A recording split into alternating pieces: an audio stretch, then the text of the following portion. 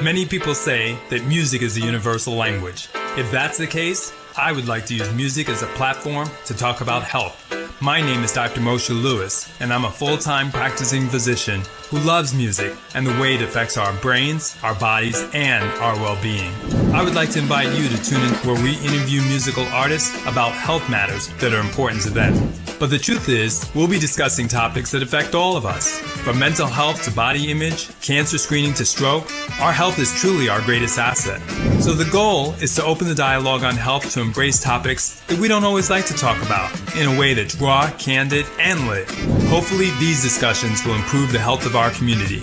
After all, your health matters to me, and if I can make it sound more beautiful, then that's something we should all listen to. Music and medicine, when you hear those words, how do they speak to your heart? Music and medicine. Music is medicine. Welcome to Music and Medicine. I'm your host, Dr. Moshe Lewis. I am so ecstatic and delighted today to be joined by my friend, my mentor, but he is a cardiologist, more than 50 years in practice. Dr. Richard Allen Williams is an author of now 9 books, but more importantly, his whole life embodies music and medicine, and it's one of the reasons we had to talk to him. He's not only been a friend of the show, but a friend to us, providing lots of contacts and information, and also making sure he guided us and kept me honest about the power of music and medicine together. Thank you, young man.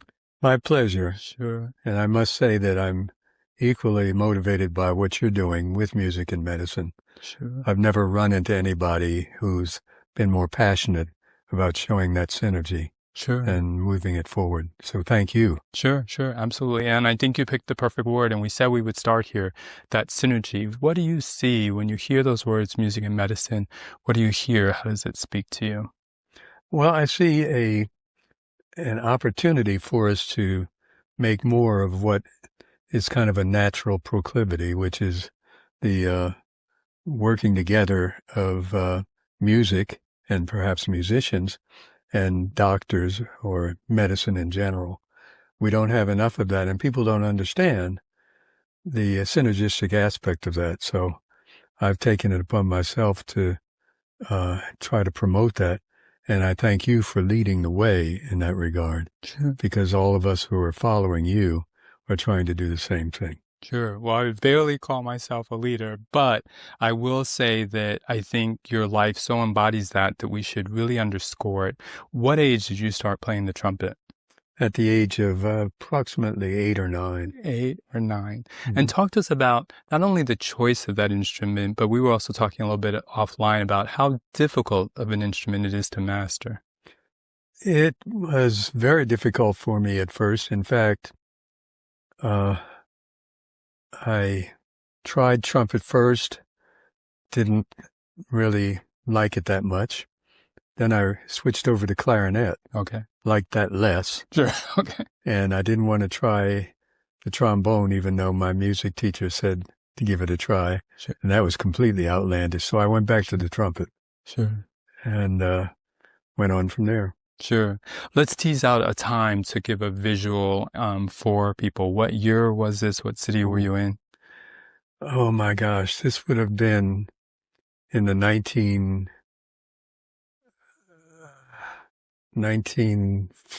Mm-hmm. late That's 1940s. Mm-hmm. Hardly anybody around out there. Hard back to those years. Sure. But yeah, I started out when I was in middle school, mm-hmm. and moved on forward into high school, where I met this wonderful gentleman named Clifford Brown. Mm.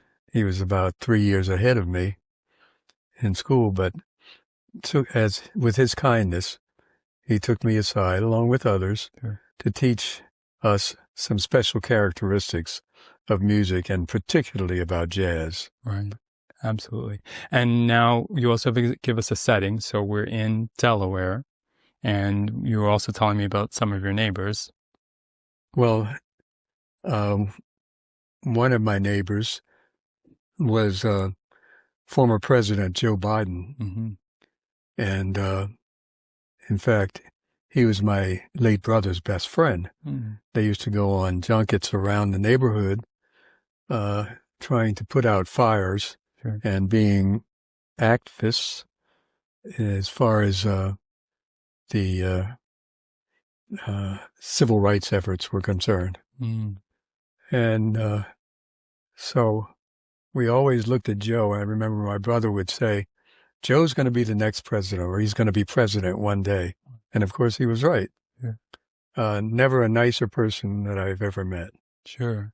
We won't delve too deep into politics, but give us a sense, to the extent you could appreciate it as a child and a teenager, of what the political landscape looked like then, from your perspective, in a city, in a state like Delaware, in the 40s and 50s. Well, back then, from my perspective as a black person, I initially didn't see any difference or didn't know any difference because of the fact that I had very little interaction with whites. Lived on the other side of town, so to speak, and went to school K through 12 to black institutions. And so I had very little interaction except at concerts and sporting events and so forth. Sure. And that was until I entered college. I'm going to go there. Talk to us a little bit about your parents and what the home was like. Your father, who I know, we're going to talk about that picture that you have behind us of him congratulating you on graduating medical school. Talk to us about them. Well, I'll tell you, I'll start with my father. My father was from Vidalia, Georgia, rural Georgia. And to make a long story short, as he was growing up, or actually developing ambitions for the future, there was an incident that occurred in the town that he lived in, a racial incident. I won't go into details about it, but our entire family was warned that they would have to leave town. And in fact, the Ku Klux Klan came to make sure that my family moved, or his family. And so they moved forward northward to Delaware, mainly because Delaware was the first state across the Mason-Dixon line. Right. And they settled there, and it's a good thing that they did because he met my mother there. Sure. And so I give gratitude in a sense, backhanded gratitude to the Klan for making it possible for me to be here. Sure. Right. Interesting perspective. Talk to us about the community at that time, the black community, because you mentioned that you went to essentially all black schools and your parents were together. And I feel like we don't hear enough of those stories about raising our children at a time like this, that in particular the 40s and 50s. Well, there was very little incentive for certain people in our community. And when I say certain people, I mean people who were black, but not only black, darker skinned. There was a skin lightness or whiteness thing among blacks. And folks don't talk much about that, but that was a reality. We had discrimination occurring within outward discrimination, if you know what I mean. So to make the point, all of my siblings, who were very, very intelligent and did very well in school, never really got the breaks that they needed to get ahead. One of my sisters, for instance, my oldest sister, was the class valedictorian at Howard High School. And because of where we lived and the characteristics of the community, she was denied the opportunity to give her valedictory address. And it really just devastated all of us. But when my time came, the same thing happened. I was leading my class. I was a valedictorian. And yet certain forces in the school tried to prevent me from moving forward because of the same reason. My mother, who was a crusader, decided that's not going to happen again. Right. And so she straightened the school officials out. Right. And everything was flip-flopped, and I was able to give my speech, my valedictorious speech, and able to move on in my educational process. Sure. So that says a lot about my mother, some things about my father, but just to summarize, they were wonderful people. They worked very, very well together as a family, the heads of the family. as opposed to some families which only had one person at the head of the family, who was usually the lady. I was fortunate to have both a mother and a father, and wonderful people. Sure. I just wanted to bring that out. I think it's foundational. We're going to constantly weave the music with the medicine. So talk to us about your initial interest in health, music, medicine, and kind of going into that, because again, you were now playing the trumpet about 10 years by the time you graduated high school. Right. But actually, I started my interest in medicine well before that. And to be more specific, that interest came when I was about 5 years old. Wow. It was because I had a role model who was a black doctor in the community that I always had to go see, with my mother taking me to be treated for these nosebleeds that I had for some reason. Dr. Banton was such a wonderful individual. Wow. And I just said, when I grow up, I want to be just like him and do what he's doing. Sure. I want to be a doctor. Sure. Now, I was 5 years old. Sure. And of course, that was a very unsophisticated dream. Right. But I wanted to make that dream come true. Sure. And fortunately, it did. Absolutely. Let's tease that point out, though, very well, because this is something that many of us that grew up in a home where often parents were together, although, like you said, sometimes not. We saw this in our community, that we had Black physicians that literally were only a few blocks away. Talk to me about sort of the distance and sort of just that experience of having Black professionals right in your neighborhood that you knew and you could look up to. There was another role model who just came upon, or I came upon spontaneously, and that was baseball player Jackie Robinson. Jackie Robinson actually visited our school in the late 1940s. I think in 1948 he became the first Black player in the Major League Baseball. So he came to our school. I don't know how that happened, but in any event, I got a chance to speak with him directly. And here's this, at least I thought at that time, huge guy, these big, broad shoulders and deep voice and so on and so forth. He asked me what I wanted to do. I said, I want to be a doctor. He said, well, let me encourage you. We need more doctors. Right. And what else do you do? I said, well, I play a little music. He said, you can do both of those together. Yes. And just keep your dream alive. And that encouraged me so much. From Jackie Robinson's lips to my ears. Right. And into reality. So, I mean, there we got a fan in music and medicine before we even had a chance to meet him. What a memory. And of course, it would be remiss with the hat that you're wearing to not say that you just went to college. Talk to us about sort of the environment and atmosphere of being in Cambridge when you went to school there. Well, I have to start with, before I went to Cambridge, to Harvard. And that was because of the fact that I was almost, I guess you would say, solicited or recruited. No one from Delaware had ever gone to Harvard, no Black person. Right. And the Harvard Club of Delaware was interested, from what I found, in trying to locate a young Black student who might be a good candidate to go. Now, at the time that this was going on, I was 14 or 15 years old. Right. And very much into music, by the way. Yeah. By that time, I had already played at the Apollo Theater. Okay. And at the age of 14.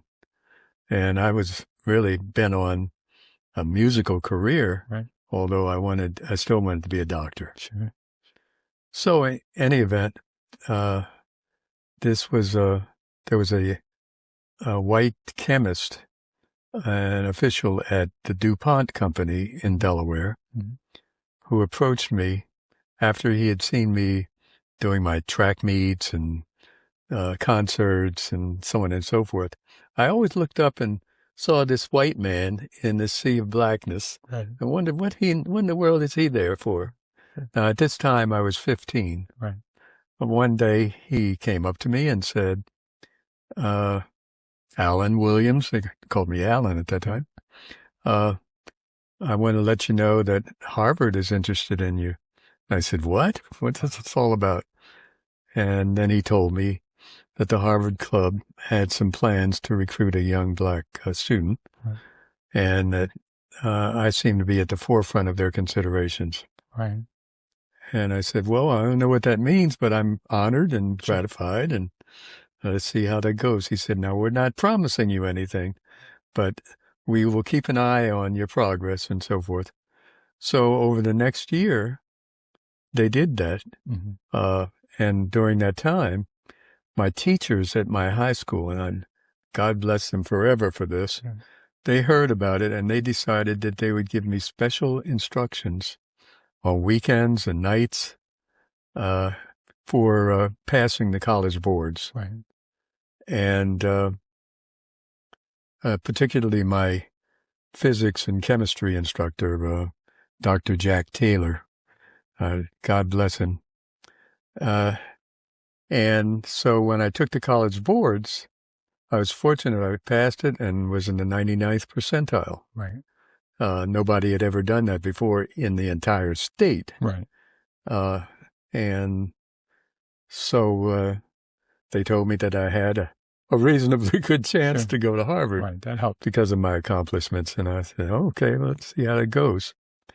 So then fast forward to the age of 16, when I got my word of admission. Mm-hmm. So I was admitted to Harvard at the age of 16, which was, I guess, somewhat unusual. Right. And went on from there. Right. And now we come to Cambridge. Right. So I came to Cambridge as the first black student from the state of Delaware. Wow. And met my white roommates. Mm-hmm. We lived 4 to the room there, these suites, as they call them, in my dorm, which was called Matthew's House in the Harvard Yard. Mm-hmm. And it was interesting. Just the year before, they had a situation at Harvard in which all black students were housed in a special unit. They were not allowed to live, or at least to sleep, among the white students. So all black students were housed at a place called Wadsworth House. Mm-hmm. And I didn't find this out until a couple of years later, but they had changed the rules and allowed for blacks and whites to live together the year that I matriculated, started matriculating. So anyway, my white roommates were as culture shocked as I was. Sure. I had never spent any time among whites, and they had never spent any time among blacks. Right. So we talked about it, and we said, listen, we're going to get along fine together, because the main thing is that we're interested in humanity and doing everything that we can to uplift people, and we're going to develop careers separately, of course, but we will always have in mind the idea that everybody deserves a decent opportunity to succeed, and we're going to do that. Absolutely. I want to juxtapose the music at this point because, as you stated, so many people that started so young and so precocious and then having opportunities and then being at the Apollo, which was huge and continues to be for our community, would have a very hard time trying to figure out how to continue to study or continue their music career. How did you balance those? Well, I didn't feel as though I needed to balance it so much. I just felt, listen, I'm a musician. I'm already a professional jazz musician and just a freshman in college. And all I need to do is wedge my my gigs between my physics and chemistry. Sure. No big deal. So a little physics. and I guess that's balancing it. Right? Yeah. Jazz performances at 1 a.m. and studying somewhere. So I was able to do reasonably well with both. Sure. I was a member of the Harvard band, which was a fantastic experience for me. Sure. And it gave me great insights into various things, which I won't detail right now, but Sure. That was a great experience Sure. playing with that unit. Right. So, And I think you also have a piece called Jazz Comes to Harvard. Jazz, yes, Sure. yeah. That was made, of course, many years later. Mm-hmm. But before that happened, I had a significant event musically Mm-hmm. that occurred. When I arrived on the Harvard campus, I was confronted by these club recruiters. Mm-hmm. There were various students who were trying to recruit, you know how that goes, Exactly, yeah. the freshmen into their clubs. Right. One of the clubs that I was very interested in was called the Harvard New Jazz Society. Mm-hmm. Mm-hmm. Another club that I was interested in was the Harvard Club for Human Rights.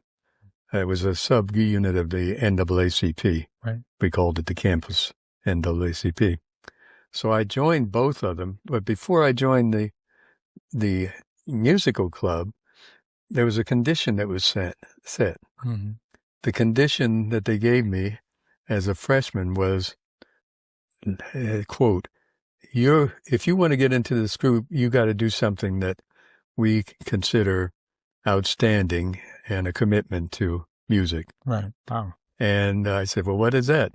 And he said, well, Miles Davis is going to be at this nightclub in Boston, right, called the Stables, mm-hmm, on Huntington Avenue. And your job is to go to Miles Davis at the club and convince him to come to the Harvard campus and give us a free concert next week. I said, well, I don't know. No, I'd never met Miles Davis. Of course, I'd admired him. Sure. And they said, if you don't do it, you can't get in the club. So I accepted the challenge and went down to the Stables. And before I went in, I looked at the billboard, mm-hmm, advertising the players with Miles Davis.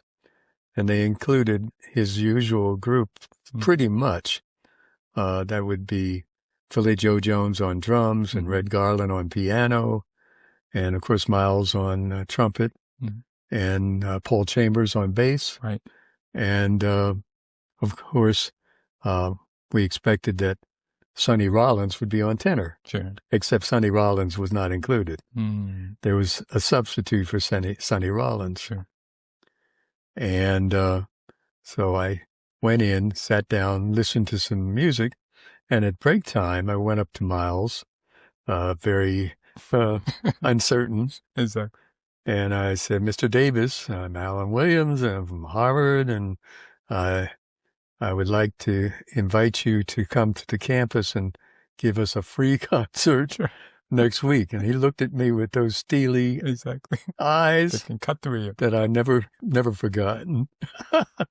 And he says, well, listen, you little son of a bitch, why don't you sit down and listen to the music and maybe you learn something. I said, well, that's the other thing.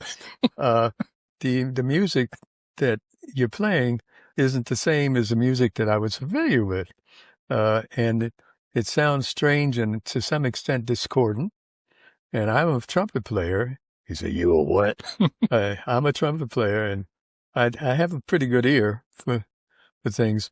But that sax player, it seems to be a little bit off key or out of the ordinary. Who is he and what's he all about? And where is Sonny Rollins? Oh my gosh. Talk about audacity. So he again stared at me and he said, well, just listen to the music and we'll talk about all that later. Right. So I continued to listen to the music. At the end of the set, I went up to him at the bar and he said, oh, here you are again. And ordered me a drink. I said, I don't drink. He said, this is scotch and it's single malt scotch and I want you to drink it. I said, yes, sir. Scotch became my drink after that. Sure. Over the years. Yeah. In any event, he said, now what do you want to know about the music, first of all? And I said, well, where is Sonny Rollins and who is this new sax player that you've got? He says, well, rather than tell you who he is, I'll take you over and introduce you to him. He took me over and introduced me to John Coltrane. Wow. So that was my first meeting of Coltrane. Sure. And subsequently, he agreed to come to the Harvard campus and gave a free concert the next week. I mean, I became a hero. Of course. And needless to For say, they bringing probably Miles let you Davis, my God. Right. But in addition to that, he said, I want you to stay in touch with me because I think that you might need to know something about playing that trumpet. And maybe I can mentor you a little bit or something like that. And I said, gladly. Sure. So that's how I started my relationship with Miles Davis. Sure. He kept in touch, or we kept in touch with each other. And eventually, I almost lived with Miles when he and Cicely were out in Malibu, right, and visited there and stayed at their places in New York and traveled around with them. Right. I could tell you a lot about those things, but the most notable event was when we attended the Democratic National Convention in 1984, and Jesse Jackson was running for president. Right. And Miles and Cicely invited me to go, and we flew up to San Francisco, stayed at the St. Francis Hotel, and all these fine things and so forth. And Cicely was in charge of the whole thing. She was a take-charge person. Miles would always say, she don't know. She ran his life. Sure. So anyway, there were many, many other interactions that we had, and the fun, including my going to their marriage, which was on Halloween. I can't remember what year that was. It must have been like 1978, I'm thinking, maybe 1980. They had a marriage on Halloween, and all of the guests had to wear costumes. Right. That's fine. That was the funniest thing. Sure. But, yeah, that was a groundbreaking relationship for me, because it introduced me to a lot of new concepts in music, and gave me a real role model Sure. to follow. And I followed him to some extent, not to every extent, because Miles was into some very weird things. But musically, I did my best to try to follow him. Never played with him as such, and never really even touched one of his horns. I did touch it once. We were at Malibu, and he had a red trumpet and a blue trumpet, and he would decide which one he wanted to play at any particular time. And I think I touched a red trumpet and picked it up once. It was sitting out there in the hallway. And Miles observed that. He said, "Richard, put that down. You're not supposed to." And I said, "Yes, sir." And, I never touched it again until trying to think of this after Miles died. There was another trumpet player who acquired Miles's trumpet, and I was able to try it out at that time, but that was after 1991, after Miles had passed away. Right. Since you brought him up and he's such an icon, I know we could spend a whole afternoon talking about that, but one piece I think would be so many times when people feel that an artist is a genius or touches genius, they often say they were ahead of their time, or severely misunderstood, because people couldn't appreciate their greatness. What take home, having spent such an intimate relationship with him musically, do you have? The relationship with Miles? Yeah. With respect to his persona and him being perceived, do you feel like he was ahead of his time? Or do you feel that he was just so great that people really couldn't appreciate why he kept his distance to a large extent? Well, it's hard to say that Miles was ahead of his time, because to a large extent, Miles was really timeless. He was the kind of person who changed almost with the season. You had to see him to believe him. I used to go shopping with him in Sicily. You know where Maxfield's is? And Oh, yeah. Okay. that was his Right. favorite place. Right. Wow. He had a period of time when he wanted to be dressed all in black. And Not surprising. we would go shopping, and Miles would say, now you just stay there and let me know what you think about this outfit and that. And it was a really extraordinary experience. So there was some out of music experiences that I had with him, several others that I could tell you about, but maybe I'll tell you one other. Sure. Okay. Very unusual. And this one was when Miles and Cicely and I were having dinner at this, I can't remember the name of the hotel. It was a French name up on Burton Way. Mm-hmm. Mm-hmm. Anyway, they used to stay there at times when they came to town from New York or wherever. And they had a condo, 2-story condo. And anyway, the phone rang, and we didn't have cell phones back at that time. So Cicely picked it up, and she says, "Oh, Miles, this is for you. It's Q." Mm-hmm. And I said, "Who's Q?" And she whispered to me, "Quincy Jones." Right. And so Miles picked up the phone and said, "Hello." And you could hear Quincy Jones saying, "Oh, Miles, I'm sorry to disturb you, but I have a proposition for you. And that is that Frank Sinatra wants to do an album with you." Right. And Miles said, "What the F is that all about?" Exactly. And Quincy, who they called Q, right. said, "Well, he was so impressed when he did that big album in Vegas with Count Basie that he wants me to direct a band like that and have you as the principal soloist and leader of the band other than myself. And in addition, he wants to do it on an aircraft carrier in the middle of the Pacific Ocean." Wow. Miles thought for a minute. He said, "You tell that that I'm not going to do anything. He's not going to co-opt me." And he gave the phone to Cicely. "Hang it up." She said, "You can't hang up on Q like that or on Frank Sinatra." He said, "Hang it up." That's where he was. So, of course, they never did the album. Right. But what a fantastic thing that would have been. Right, to have been there. Right. What a call to obtain.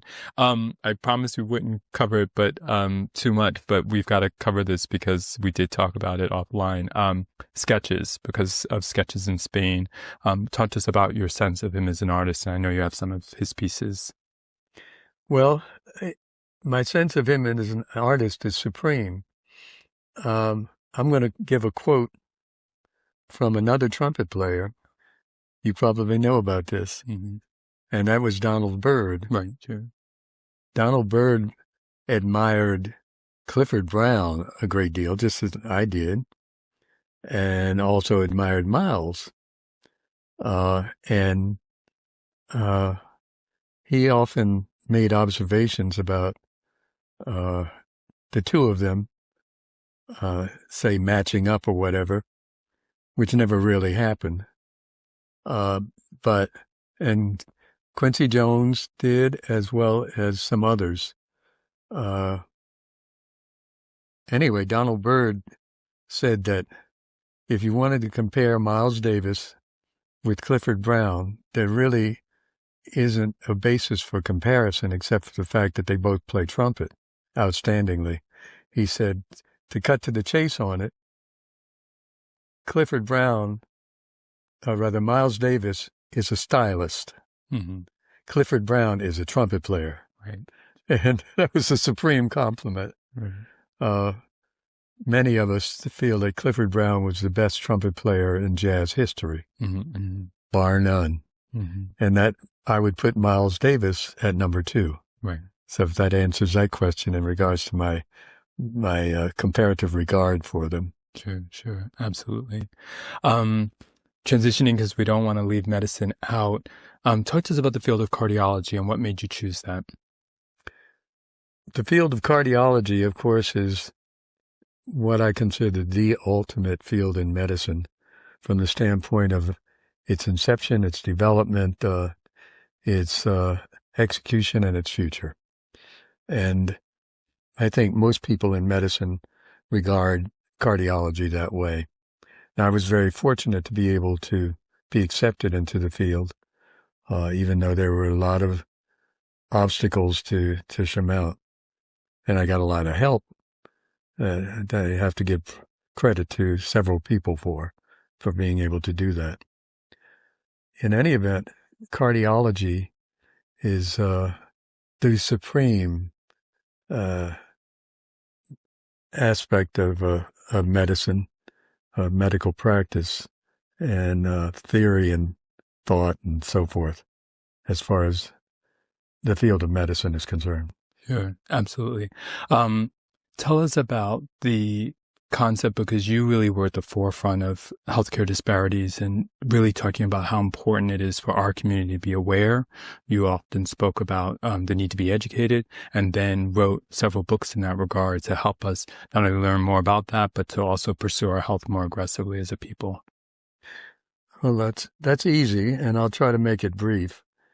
The way that I got interested in all of this was when I was in college, and I noted that very few blacks were really being given a chance to either enter or advance in the medical field. And I wondered whether I would have that chance. There was no such thing as affirmative action at that time, which, of course, we've seen many people benefit from, but I was not a beneficiary of affirmative action. In any event, I got a lot of breaks, but a lot of setbacks as well. I think that if I were to pick any particular times that were most significant in my development and my development of how I looked out on medicine, it would have been when I was in my cardiology fellowship at Brigham and Women's and Harvard Med School. And at that time, I looked around and I never saw any black trainees other than myself. And I found out ultimately that I was the first one to be accepted in the entire connection of Harvard Medical School to its 20 hospitals. There had never been any black trainees, period, in any field. Right. So I said, well, I guess I can sit back and just go through my thing and keep my mouth shut, right, and not speak out against that.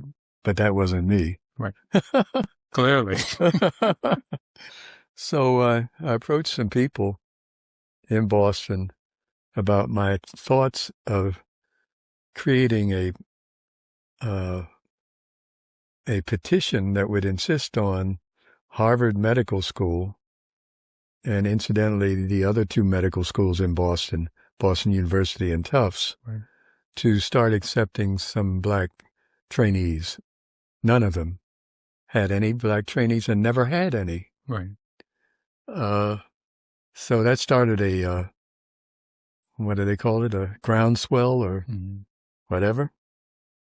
And the next thing you know, I developed this petition, which I started passing around not only at the medical school, but around Boston. Right.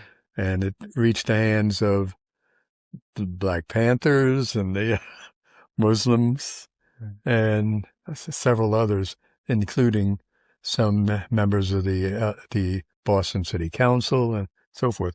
They all got behind us. right. And the very next thing that I know, the dean of Harvard Medical School, who was Dean Robert Ebert at that time, great man, decided, say, we better have a little discussion. Right. So he called me in. He said, "What do you think I should do?" And I said, "Well, Dean, I think you need to have a conversation with the folks who are making some requests of you in school. And I can set that up." He said, "Okay, set it up." I set up a discussion, almost like a town hall, which was at the Muslim mosque in Boston. Wow. I know he'd never been there before. Yeah. And attended by the Panthers and a number of other people. Panthers were very active in Boston at that time. Mm-hmm. I used to go out and meet and greet with them when they were giving away shoes and breakfasts and so forth on Huntington Avenue, right in front of the Brigham Hospital. Right. Doing great things. And anyway, he accepted. And he came down to the meeting, and it was hostile at first. Sure. All of them were looking at this white man sitting up there. And supposedly he's going to talk about what he's going to do for black folks medically in Boston. And he was very cool. He had his black assistant with him, a guy named Mark Good, who was really good. And he said, "I'm willing and ready to answer any questions that you got." And they threw him at him. No holds barred. At the end of about an hour, he stood up. He says, "I've heard your message. I accept your message. And I promise you that within a month of this meeting, some changes will occur." And he was true to his word. So 2 weeks from then, he called me into a meeting along with a couple of others that were working with me, including Dr. Vivian Pinn, who is an outstanding pathologist at that time. And he said, "Well, we want to know what it is that we can do." And this was a meeting of all of the chiefs of all of the services of all of the Harvard-affiliated hospitals. I mean, incredible. So I said, or we said, we'd like to start with developing what we call the Central Recruitment Council. Right. The Central Recruitment Council would have the opportunity and responsibility of joining with the Harvard hospital admissions teams for internships and residencies, and giving a fair review alongside them of candidates, because many candidates who are black feel that they're not going to have a decent chance, and many of them won't even apply. So alongside that, we want to be able to go around to various schools, especially the HBCU medical schools, and try to present Harvard's position to them, that Harvard is no longer resistant or anything to black admissions and welcomes your application. So anyway, that's what we did, what we gave them. They asked us to go outside the conference room and wait for a little bit while they considered it. And so when I got outside, I said to Vivian Pinn, "Oh my God, here goes our careers." They're debating how they're going to fire us and what they're going to do and how they're going to put it in the newspapers and so forth. Anyway, they called us back in about half an hour later, and they said, "We heard you, and we accept what you said," because we had given them a ton of statistics, not just grievances or whatever. And we, as a group, have decided to allow you to form the Central Recruitment Council under our aegis, and we're going to give you $50,000 to start your recruitment efforts. And that was the beginning of something great, because from that time on, and I became a member of the admissions committee for interns and residents myself. From that time on, there was hope and opportunity, which had never existed before. And the first two recruits that we got were based on a trip that I made to Meharry Medical School. I talked to all the students there, and they said, "Yeah, well, we'll apply."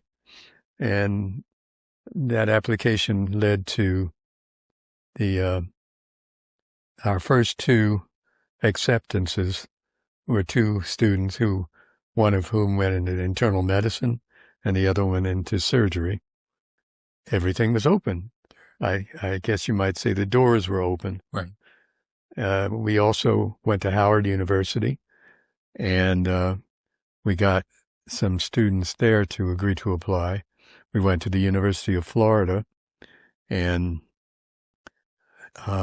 recruited some people who became my friends later on, including Dr. Donald Henderson, who passed away a few years ago, but was a gastroenterologist here in L.A., in L.A.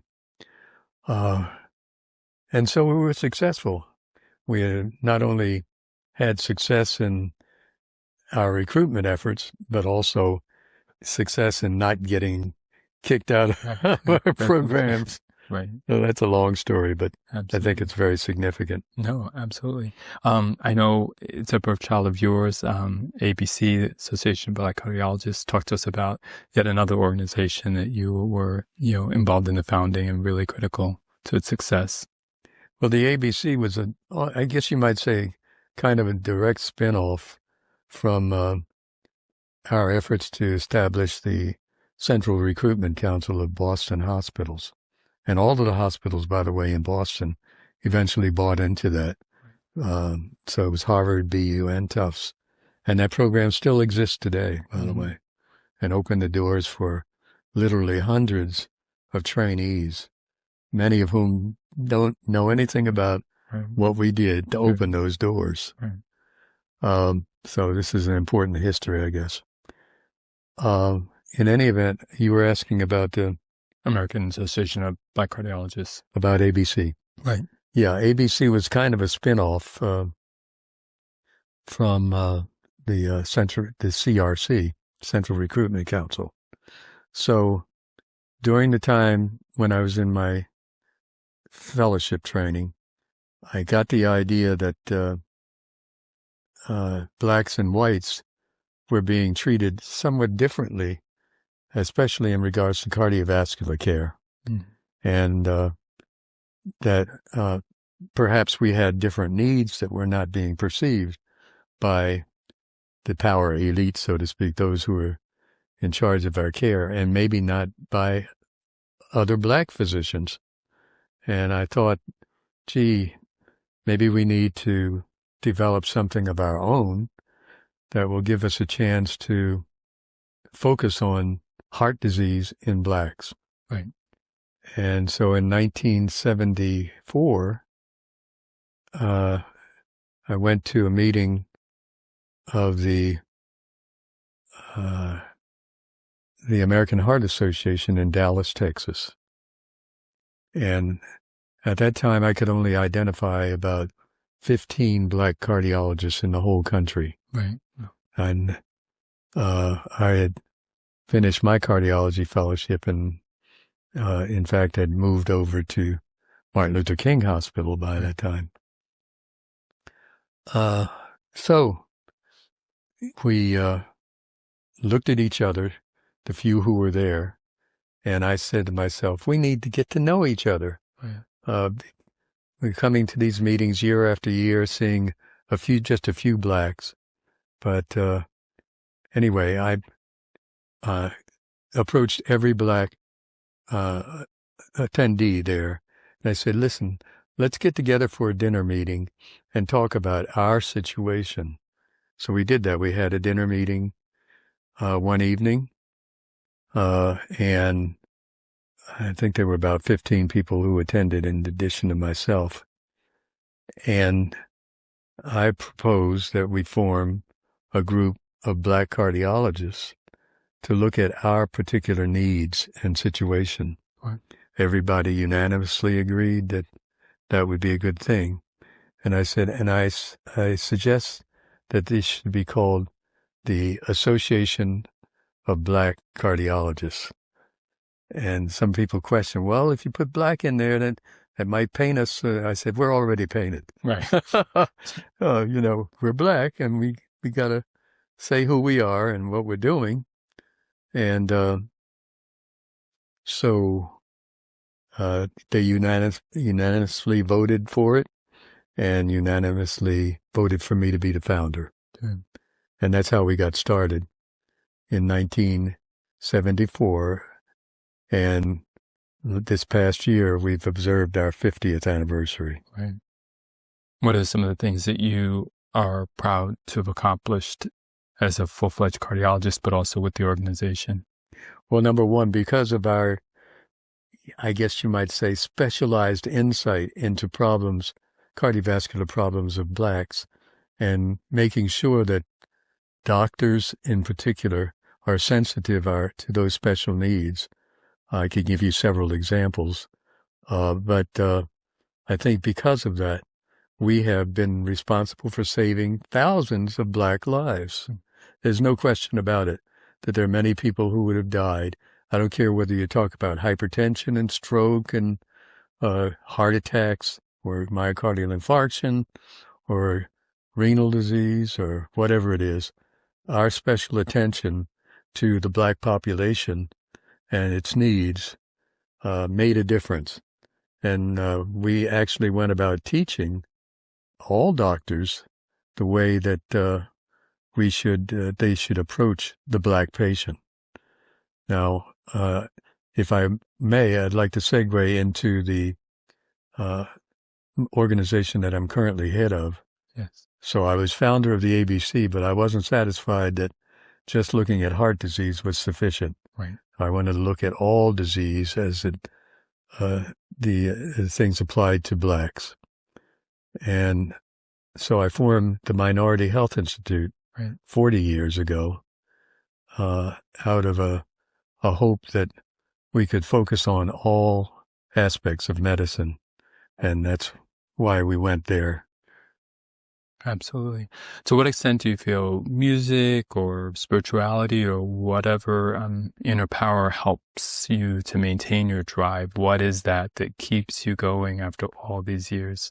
Well, you use the right term, keeping me going, has been extremely difficult and important. But the first thing was my incentive from my parents, and particularly from from both parents, but my father, because he had been thwarted in his attempts to go into medicine because of what I told you about his being uprooted from his home in Georgia and not being able to realize his dreams of going into medicine. And so I was the last of all the kids, of 8 kids. And he said, son, I'm expecting you to live out my promise, my hope. And I said, Dad, I'll certainly do everything I can to do that. So that was kind of going back to where I got started. But I feel that it's been important for somebody to step forward and make a case for special treatment that we deserve for our health care. And I know that there have been other people who've done tremendous things in that field. I wish I had time to name all of them. They're certainly worthy of being recognized for what they've done. And some of them have virtually given their lives in the struggle to bring the deficiencies and insufficiencies in health care for blacks into view. But we've done it, and we've made people recognize that this is the legacy of slavery that has moved forward and has crippled us for so many years. And at the present time, we're trying to make an effort to undo that. Now, you asked about how music impacted that for me. If it hadn't been for music, I don't know whether I would have been able to proceed with all of that.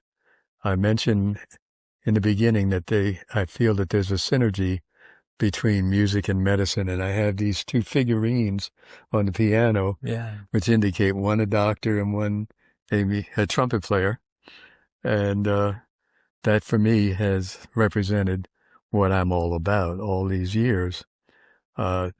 Music has rescued me from the doldrums that I might experience in medicine, and medicine has given me hope that I can be something more than a musician, and yet bring music into the fold for thousands, millions of people, hopefully, to serve as a support, a salve, something for them to look at and be relieved from or with,